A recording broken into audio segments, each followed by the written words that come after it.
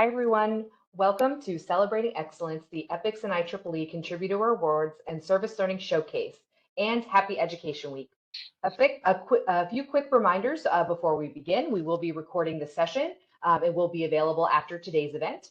And we will also be holding a question and answer session at the end of the presentation.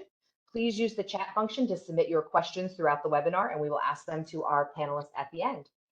And now I'll turn the program over to the EPICS and IEEE Recognition Program Chair, Rushali Thacker. Yeah, thank you, Ashley. So good morning, good afternoon, and good evening, and a very warm welcome to all our participants joining us today. Today's session is not only about recognizing the outstanding contribution, but also about learning, sharing experiences, and inspiring one another.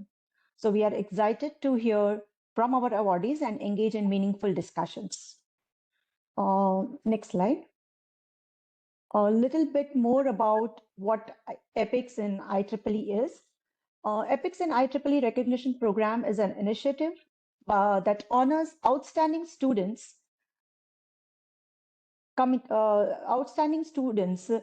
faculty, and teams who demonstrate exceptional commitment to engineering projects in community service.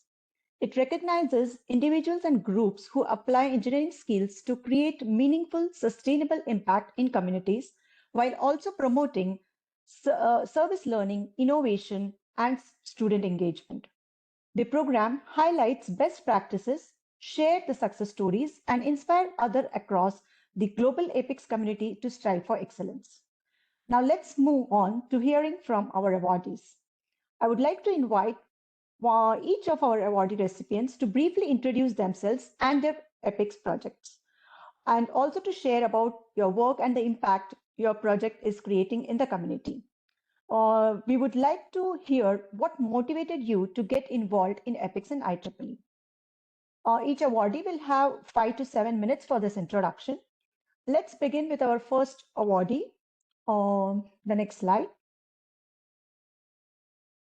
With Elizabeth, who has received an excellent EPICS and IEEE Faculty Advisor Award. Over to you, Elizabeth, and congratulations for having this award. Thank you. Thank you very much. It's an honor for me to be part of this, the Excellent EPICS Faculty Advisor Award. I am professor in Peru at a public university. I am software engineer.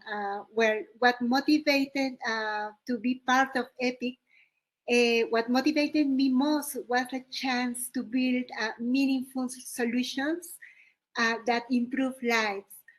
Working with children facing hand motor challenge and people with visual impairments gave me a purpose for working with my students. And also watching students lead and grow as engineers made the experience even more powerful.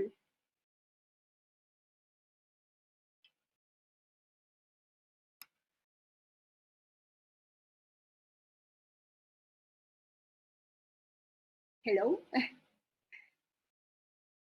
Well, I want to share with you, this is my first team. I had two projects in EPICS. This was the first project related to hand dexterity to help children. It was called the soft robotic glove, and it helps to do this kind of movements. And we developed also the glove and a game. So kids were playing all the time where they get exercise for rehabilitation. This is my first team when we were testing the glove. Next slide, please. This is the moment when we went to the rehabilitation clinic and we start testing the glove with real patients. And we can see a little girl playing with our work. That was a wonderful moment for my students and also for me. Next slide, please. And this is the second project. It was for emotion detection for visual impairment people. The idea was to develop a system for emotion recognition. So we were thinking about a more inclusive project so people can detect emotion when they interact. So we developed different kind of prototypes in order to be low cost and light weight. We combine hardware with machine learning for emotion detection. This was our first prototype, and well, and after that, we tried with an institution with people with disability in their eyes. Next slide, please. And this is one of my favorite parts, the unboxing. After we buy all the requirements, students love when we get the Amazon boxes and open all the components that we need for our projects. That is the first picture. And the second picture is when we visit the Visual Impairment Disability Center. So we learn how to write our names with Braille.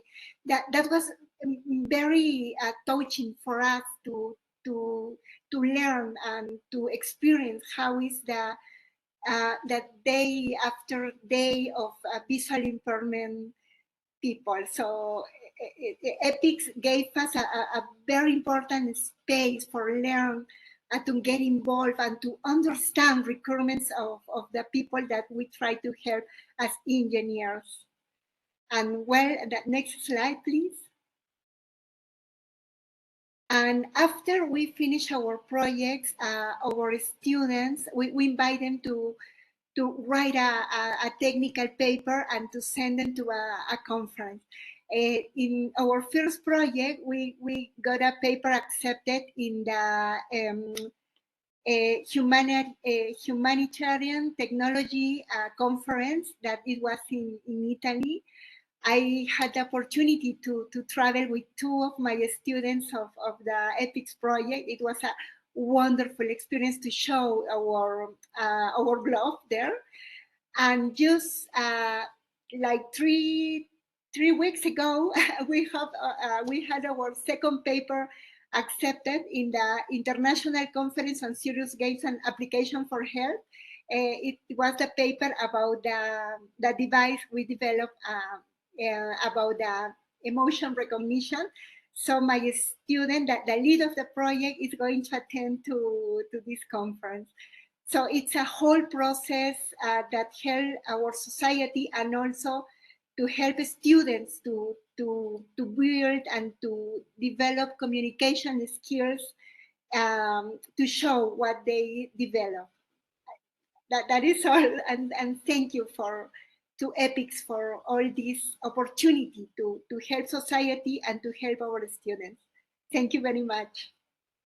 Yeah, thank you. Thank you, Elizabeth. That was a great example of the meaningful impact which you have created. And congratulations for the conference papers you have submitted. It's a big achievement. Thank you. Yeah, thank you. Thank you so much. Thank you, Elizabeth. Yeah, we can go to the next awardee. I would like to hear from the other awardee, Excellent EPICS and IEEE Faculty Advisor Award, Navid. Over to you. Congratulations for this award. Awesome. Thank you so much. Yeah, I think you had asked what the motivation is. Honestly, my love for our planet and humanity in general, because without doing these kind of projects, we won't be able to continue living on this planet, sadly, with all of the pollution and greed that is floating all over our globe right now.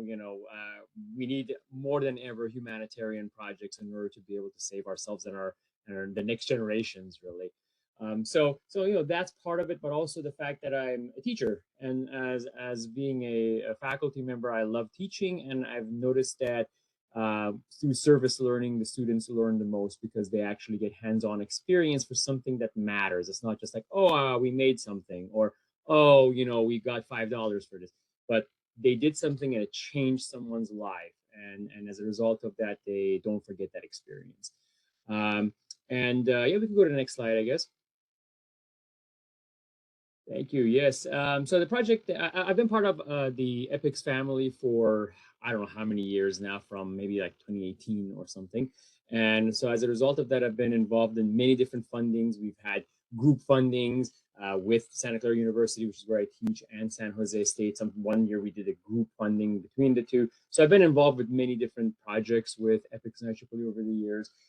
Specifically, this hydration automation project is actually one of the projects that has had two different iterations, and in this particular one, which has been very successful so far, we basically continued on building our agricultural platform, mainly for managing water.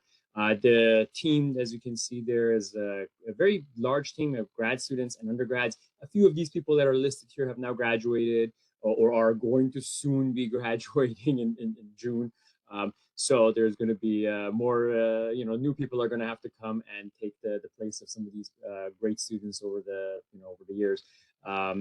But I really would like to shout out Alan Morales, which is basically he's a co-advisor on this with me, if you may. He's the director of the Frugal Innovation Hub on campus, which basically directs all these initiatives in terms of humanitarian technology, builds partnerships, and he's an amazing person. He does a great job. But I'm not going to read through all the names of the students. If they're watching, you're awesome. Thanks for all that you're doing. Let's go to the next slide, please. Yeah, so the partner organization that we're working with is a community farm called Vegolution, and I've just put an aerial picture from Google Earth, and you can see it's very interesting, right? You see there's giant freeways going by, there's urban areas there, and then there's suddenly this little plot of land, and half of it is a park and other kind of amenities. But then there is this strip there that a community organization has come together, and with volunteers and lots of resources that they gather from community, grants, etc. And they farm the land, and then they produce food that they use to give to the community.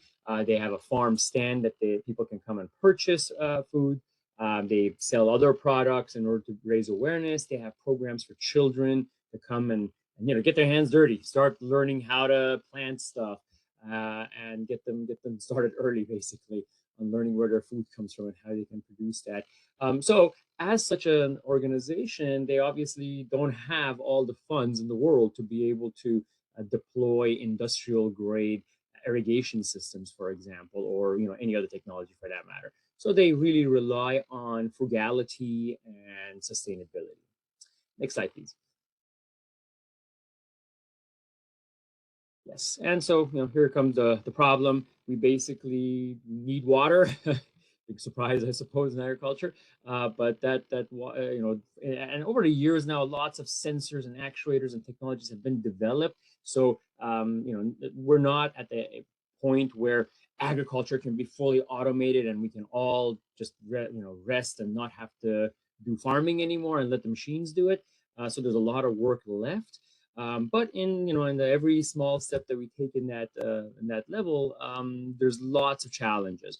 So, for example, as we were saying, Vegolution as a small company or a small community organization doesn't have certain resources like funds. So most of the technology that exists right now in industry is made for factory farming. It's made for people who have tons of money to pour this stuff in and then go about their day.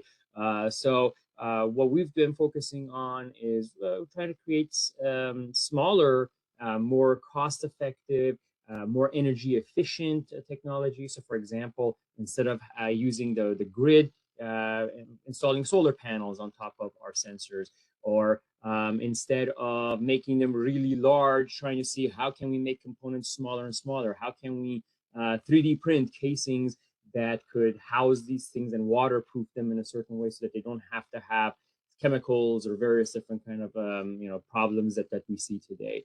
And another thing is that automation saves time. So if we can put these sensors in, give a dashboard to the users, and they can monitor things, then they have that much more time of their day to actually solve other problems that need to be solved in an agricultural setting, which of course every day is a new journey.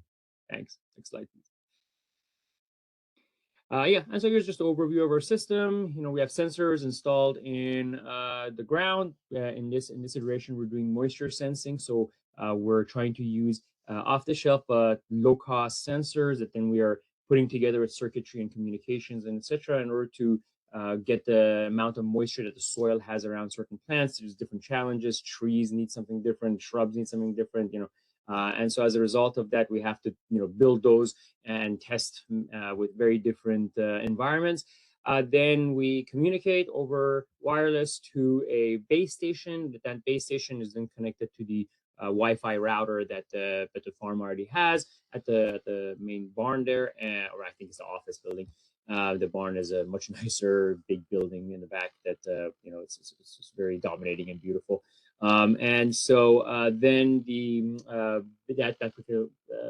that basically infrastructure works in the cloud then, and so we get the messages sent to our server where we have a dashboard that then can be used on say for example, a browser to look at by a team or also community members. Next slide, please. Yes, and then here's just some pictures of the devices, in production there, students working in the corner. You can see these devices we 3D print those boxes. We have some very interesting techniques. I'm not going to talk about those things.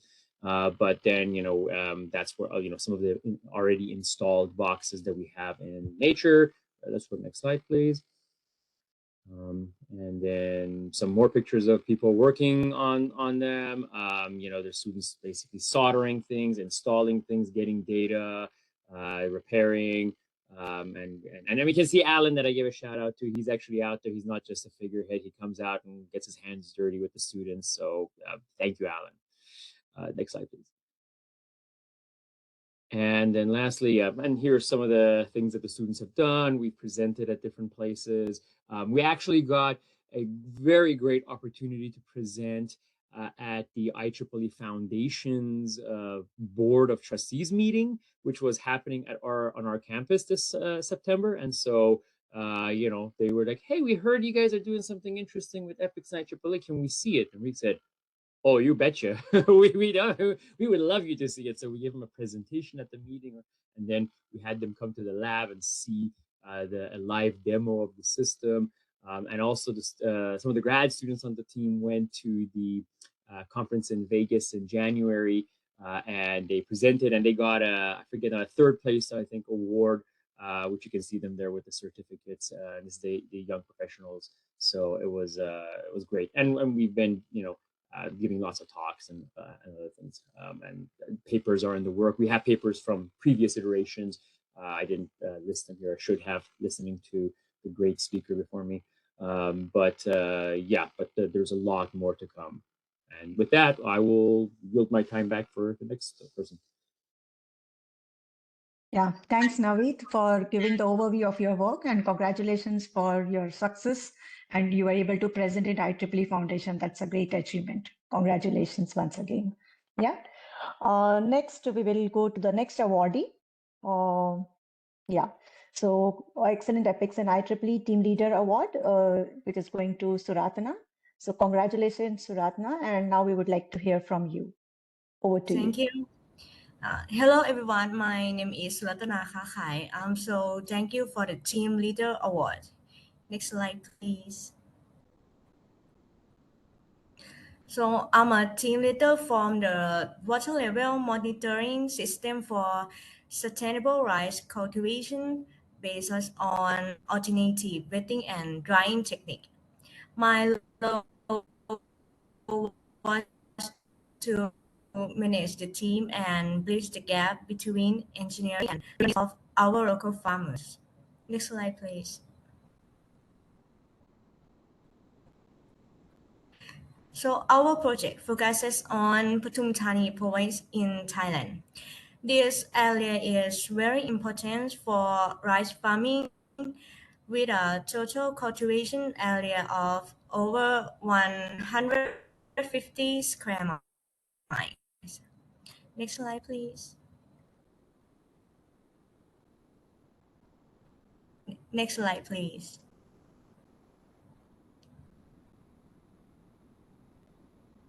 Traditional rice cultivation costs 1.2 billion cubic meters of water per year. The AWD method can save 63%, and which is good for cultivation during climate change, where the water resource is limited. To give you an idea, this is enough water to fill 3 large dams. And traditional rice cultivation costs 150,000 metric tons of the methane gas per year. The AWS method can reduce the methane gas to 69% per year. That's of 1,000 tracks. Yeah. Next slide, please. This is our system overview. It shows how everything works together.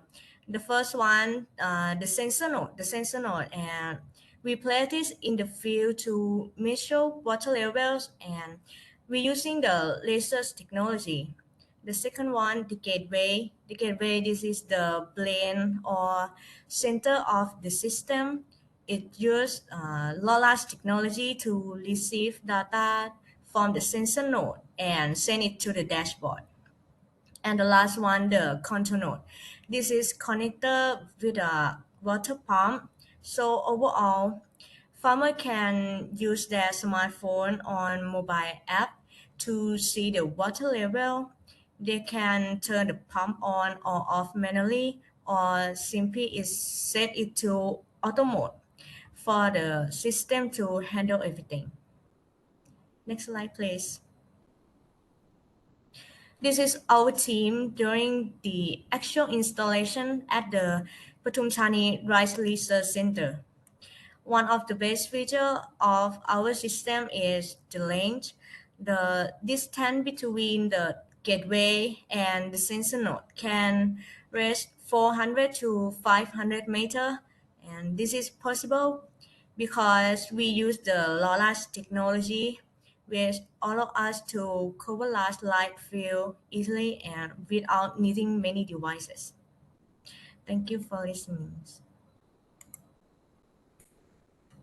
Yeah, thank you all for the introduction about the project which you had shared with us. It was truly inspiring to hear all from all the awardees. Yeah, let's now dive deeper into your experiences through few questions for the panel. Right, we can start with the panel questions. Next slide. So starting with Elizabeth, what was your project's impact on both the students and the community?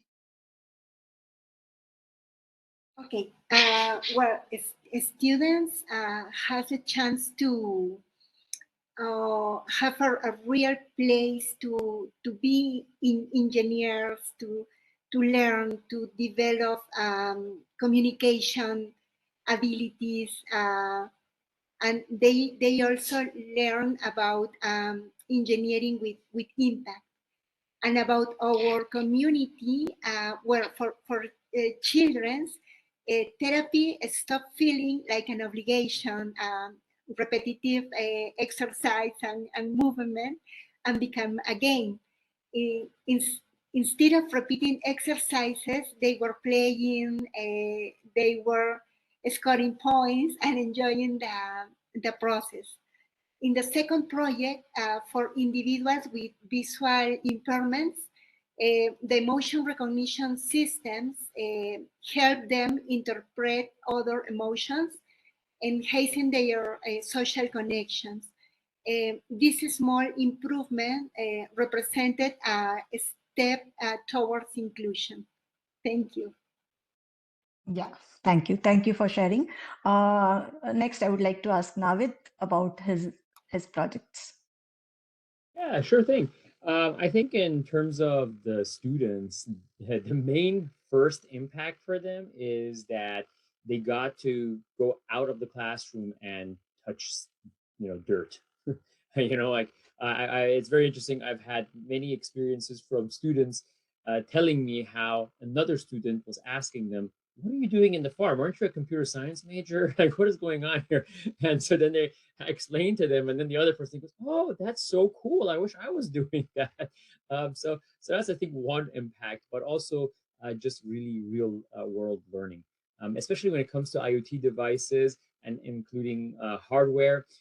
What happens is that you can have all the theory, you have the program written, you've debugged it in the simulator, but once you put that out on in the farm, it doesn't work. Like, wait a minute, what's happening? And so they have to do the real world debugging and finding problems that they didn't even imagine, and then learning so much more as a result. So I think that's the major impact on the students, and also the fact that then they feel good about what they're doing. They feel like they've done something meaningful. And then in terms of the community, the impact is, well, I think the impact on them, is that they also want to see students and other people coming out and doing things. I mean, that's what the whole space is about. And so as a result of that, they're very happy that the students are engaging and they're coming and they're doing work. Then on top of that, well, this is giving them a lot of good information, and the automation process that's coming in place and is little by little now getting implemented in. And once that really kicks in, it's going to be extremely beneficial for them. It's going to save them a lot of time. And something that's really important, particularly in this project, is as a result of automating the irrigation on these things, they're going to save a lot of water. And generally, we live in California. Every drop of water matters here. We get droughts. So, water is something that's on everybody's mind. But even above that, this being a urban community farm doesn't have a well. It's on the city water. So it is paying the same price that, say, a residential building is paying for the water.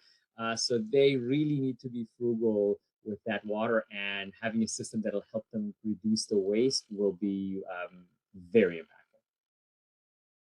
Yeah. It's a great impact. Yeah, true. Thank you. I would like to ask Suratana about her project impact on both the students and the community.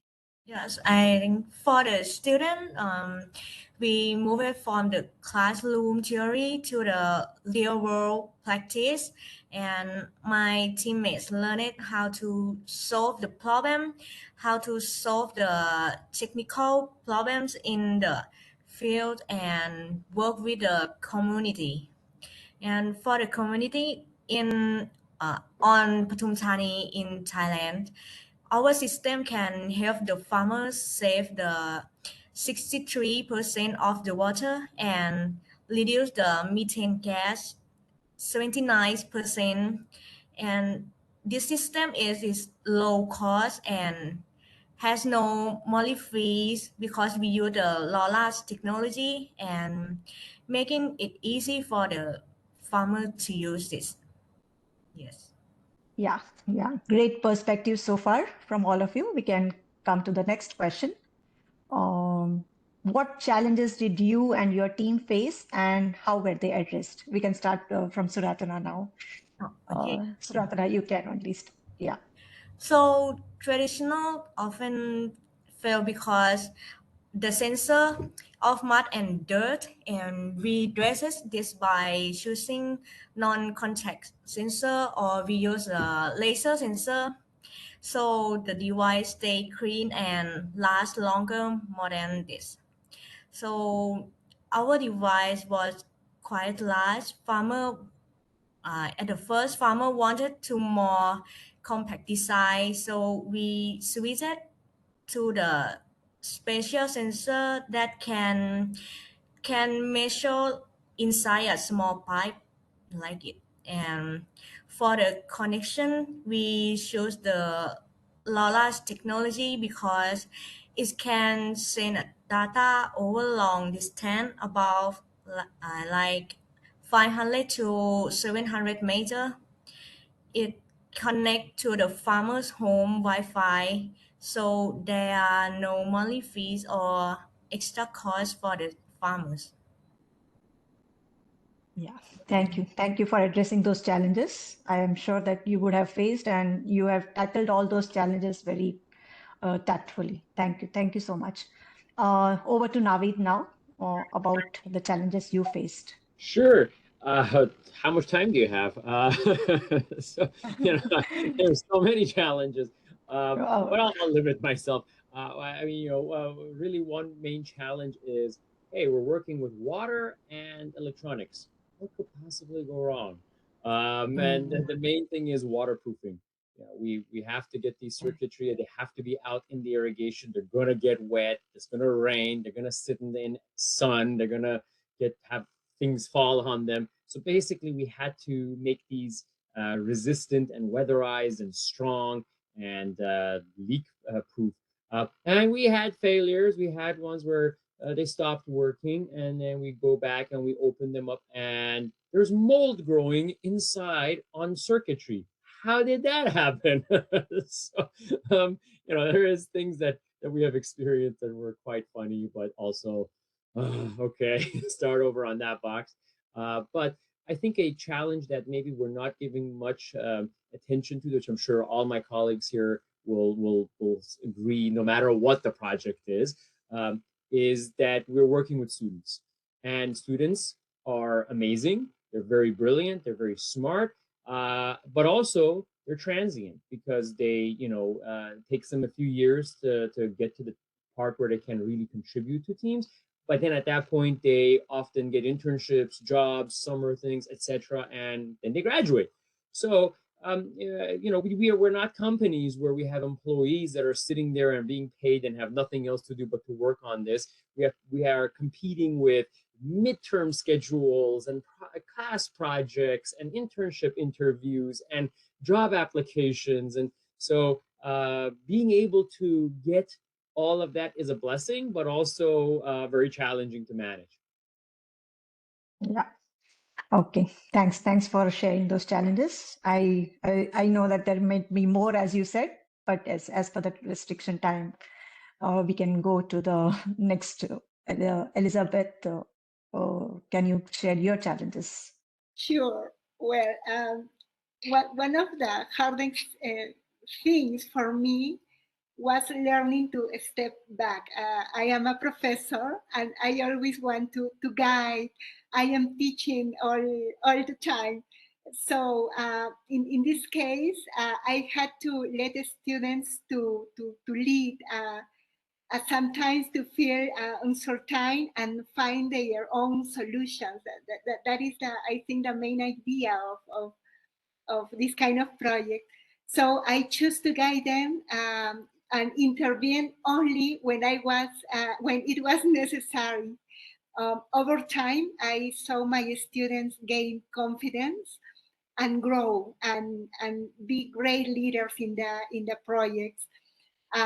Well, that is my challenge as a professor in the project. But as a team, it happens the same as Navid. Our student has different schedules, midterms. So it was a big challenge to find the right moment and also to have the right time with the stakeholders to visit them, to try the prototypes. So I think that the main challenge was to find a perfect schedule all the time, every week. Thank you. Yeah, so congratulations for all three of you with all those challenges. You did very well with all the projects and guiding them. Hats off to you all. Yeah, now let's come to the professional and the personal growth. How was could you share those through your EPICS and IEEE experience? Elizabeth, we can start from you. Okay. Well, I'm not English native speaking, as you can see, so I write down my experience. So EPICS has profoundly reshaped who I am, and as an educator and as an engineer, it has moved me beyond teaching concepts to truly living engineer as a tool for human impact. I think that is the main part for me.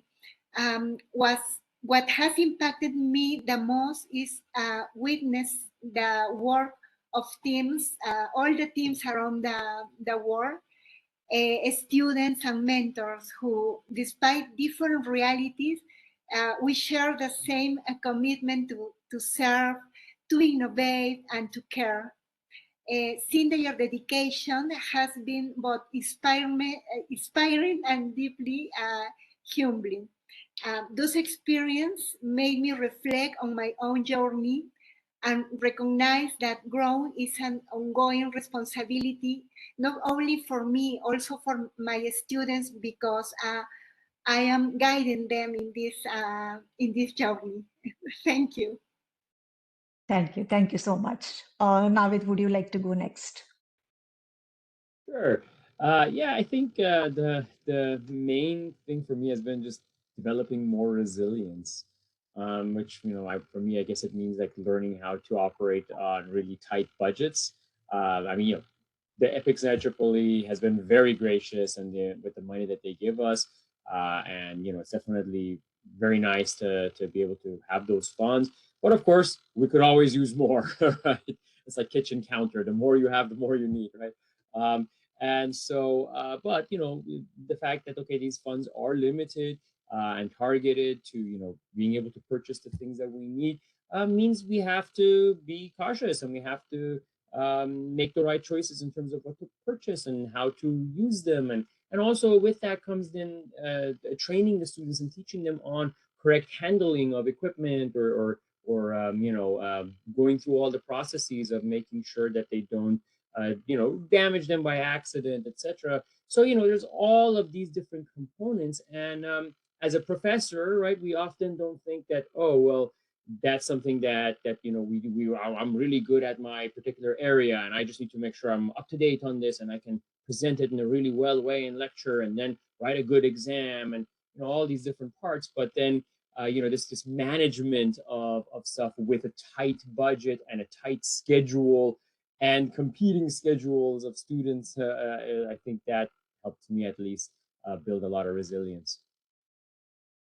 Perfect. Thanks, Navid, for sharing those. Elizabeth. Oh, sorry, Suratna. Okay.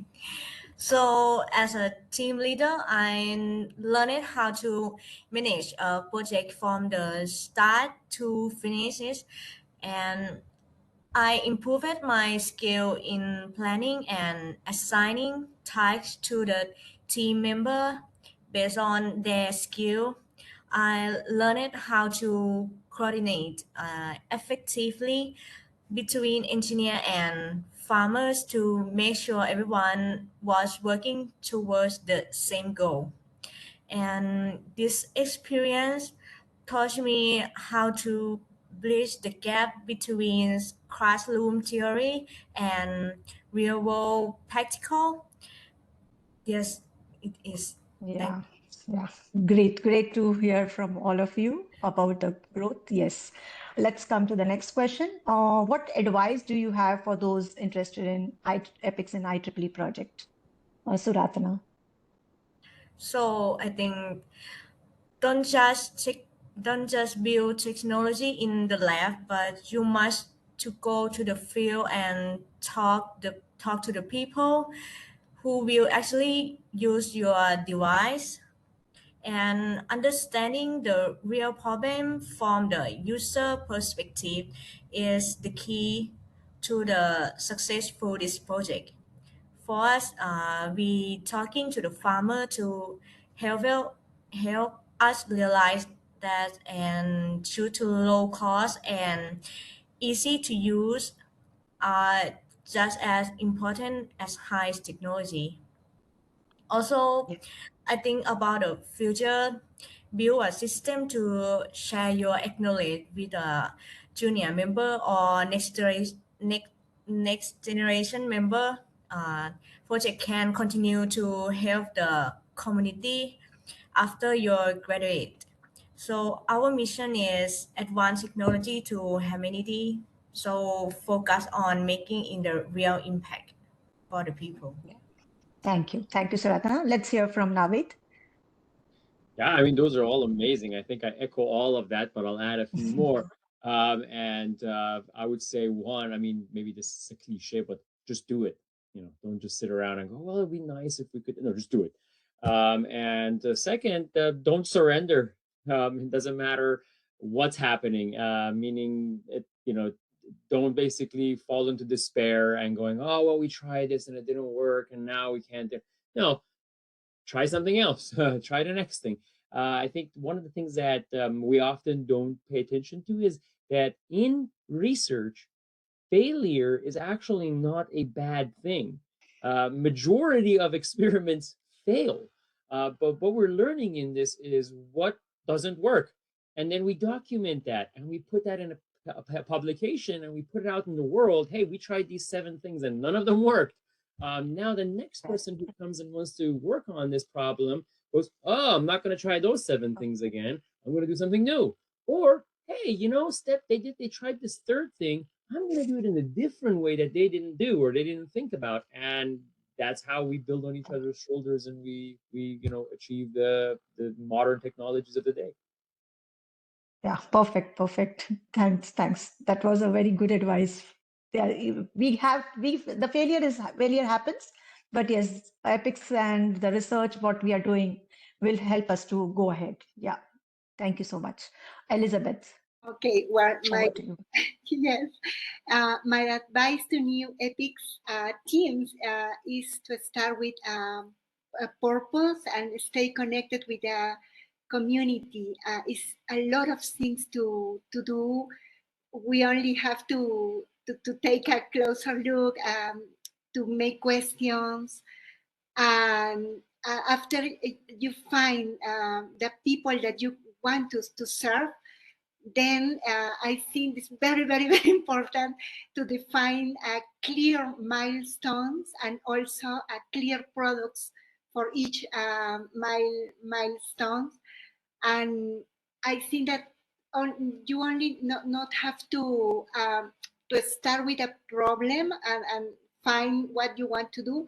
You have to work with your stakeholder during the whole process to do different kind of prototypes and ask, is this correct? Is this what you need? So you have to work together to the whole process. I think that is my advice. Yeah, thank you. Appreciate all the advices which you have shared. Thank you so much. And the final question, what this award mean to you? I would like to ask with Navid first. Yeah, I mean, honestly, it just validates my deepest conviction for humanitarian technology, and as a result of that, I think it makes me feel that I'm not alone. There are others in the world that pay attention to this and care about humanitarian technology, because it often gets very lonely in that space. Everybody's talking about, oh, the new technology, oh, patent this, we're gonna make that, we're gonna make money over this thing, and I'm going, hey guys, I just want to make someone's life a little bit better, and I'm not caring about the patent and the money. And then, but the fact that through EPICS and IEEE, I have such this great community of like-minded people is basically what keeps me going. Thank you. Suratana, over to you. So this award is a great honor because it proves our project is much more than just a school assignments, university assignments. It means our hard work has created a real solution that can help the humanity by saving water or reduce the methane gas and protecting the environment. So I'm a female rights, and as a female leader in engineering, this award proves that gender is not a barrier to technical excellence or leadership. So it motivates me to continue using my engineering skill to make the world is better. Yes. Thank you. Thank you. Over to you, Suratana. Sorry, Elizabeth. Sorry. Thank you. Receiving this award is both an honor and a responsibility for me. It represents not only a recognition of this work of the project, but it reinforced my purpose as an educator to keep on guiding my students, and also to keep on working to share this experience with EPICS, so more professors can get into the EPICS project and to help our society, and also to help students in this space of building projects with impact. Thank you. Yeah. Thank you. Thank you to all our awardees for your inspiring contributions. Thank you. Thanks a lot. Yeah. Let us go to the question answer session.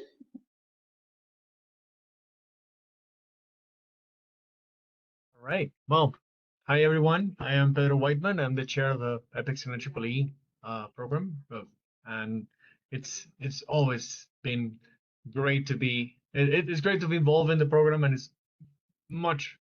I'm very happy for to have this space in order to show this great, amazing people that have collaborated with the program and have collaborated with their communities. That's great. I'm gonna do the closure soon, but let's start with the questions. There's one from Needy Gopal. I hope I pronounced it well. What type of sensors are being used by participants in the project which you have described in agricultural sector? Are they relying on satellite data as well, or only on solar power sensors? So I guess these questions goes to Suradana and Navid. The first version, we use the ultrasonic sensor to measure the water level, but now we have to upgrade it, but we cannot to tell the detail because now is applying for patents now. Yes, but the first version is we use ultrasonic sensor, but now it's changed. Great. Yeah, sure. We're using an open source hardware platform from Adafruit, which is the Feather. And so specifically we use the Feather M0 microcontrollers. And then we attach to that the various different sensors. So for example, we have humidity and temperature, etc. And the main one, which is the soil moisture one. Those aren't a particularly like branded things. You can buy them like all over the place. They're we call them electroresistant, resistive, capacitive soil moisture sensors, where basically they have two rods, and the way they work is that they try to measure the capacitance that would exist between the two rods. And if there's more moisture between the two, that'll short circuit between them. And as a result of that, then you have less capacitance. But if it's dry, well, you have now a dielectric between the two plates, the two rods. And then as a result of that, then you have more capacitance. So therefore, you know that it's less water. But in terms of satellite question, no, we're not using any satellites. I have a different project that I use satellite imagery for. For example, we actually are having a paper that's going to be published, representing at a conference in next month that basically is about measuring the amount of open space loss in California. So we've used satellite for that. But in this project, we don't use any of that. The communication is happening with LoRa. Let's basically think of it as a long-range Wi-Fi. It has like a 2-kilometer range. However, and we've developed the technology, but we don't need it in this particular application in this one farm. But in general, we do for being able to communicate even longer distances than 2 kilometer. Or also in being able to communicate when there is obstruction in the middle, because these technology need point-to-point communication. The antennas basically have to see each other. But if there's a hill in the middle, or there's a dense forest, we can't do that. So we have developed the ability to do multiple hops in order to get the message from one to the other one, and then built an in-house protocol for managing the energy on these things, so we can actually turn them off and on without any loss of the communication. But that's the details for later. If they're interested, send me an email. All right. Thank you very much, Navid. We have another question.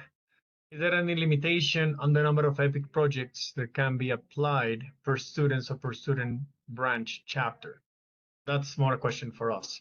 There's no limitation on the number of proposals that you may send. However, at the committee, when we're evaluating, we will take into account that, you know, a single branch will not take 10, 20 projects. We have a certain number of a limited budget that we can actually dedicate to support projects. So we take that into account. Even if they are very high quality, we will try to select perhaps the best. So try also to do the same at the university, but there's actually no explicit limit in there.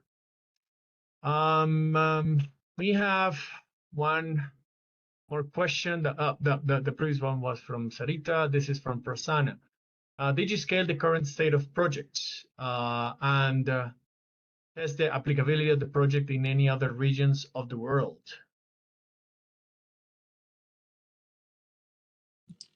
Is that for any particular person? It's an open question. So have any of you taken that technology and extended it to other applications, regions, or use cases? Sure, I'll talk to just a brief amount. Yep. And this technology is able to be used anywhere. It doesn't matter where it is used. For example, in the communication aspect of this, we did work with a team over in Indonesia who was interested in how we had done the communication protocols and how that had worked. And so then they took that. We didn't go there, but they took that information and then they applied it to another set of sensors that they were putting out, and it worked for them. But in terms of like taking our exact sensing units and going to another state or some other place, we haven't done that yet. But we have been thinking a lot about it, and that's why we've been trying to make the sensing units very resilient to the environment. Perfect. Any other comment? Yes, in our case, about the soft glove, we start the project thinking in cerebral palsy kids in the rehabilitation of to take the range of motion with the sensors. But now the glove is been trying with stroke patients because they also need the same kind of rehabilitation.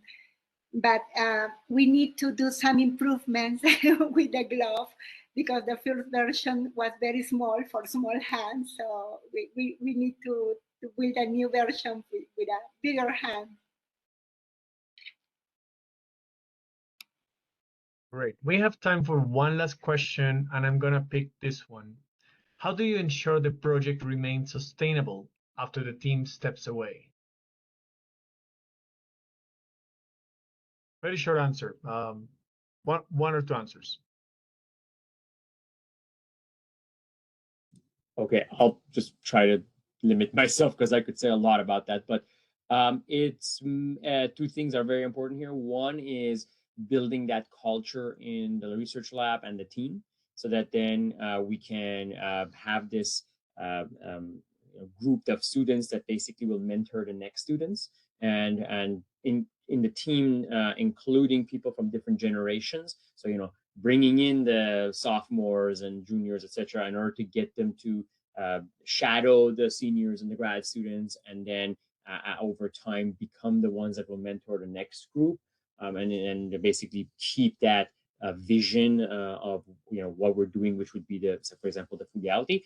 But then the second part of this would be really educating the community that you're working with, and often the community is very aware of that, but they have real world problems in terms of like, oh, they need to save money or political things happen, and so as a result of that, being able to include them and you know, have that shared vision of that with the community. And so therefore making sure that even after, for example, the project is done, then the community will continue on that path. So there's a lot of variables here is basically the point. And you have to work at it at many different angles.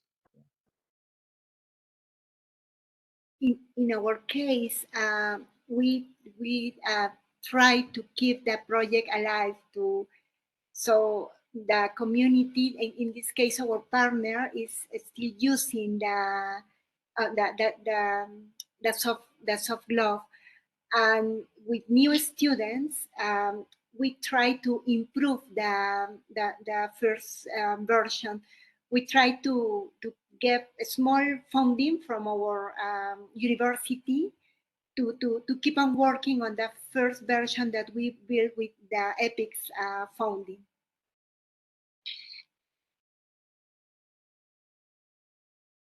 So I'm a team leader, right? Oh, sorry.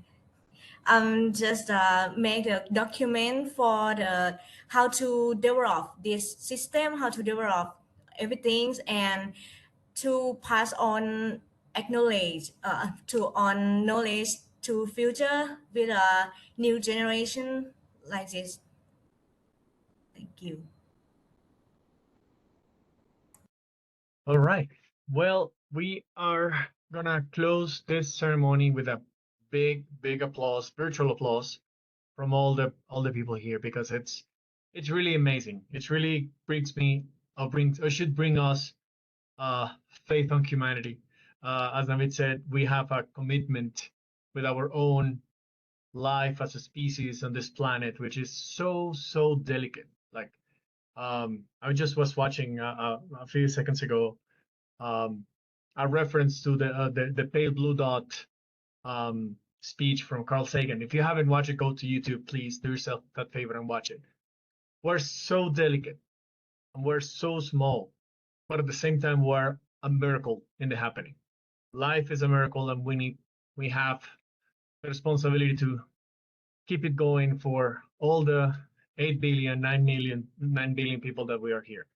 So given that we have the superpower of knowing technology and being able of knowing how to apply it, we have that also responsibility to go out there to the people that really needs, that really have the problem, and put our knowledge to service.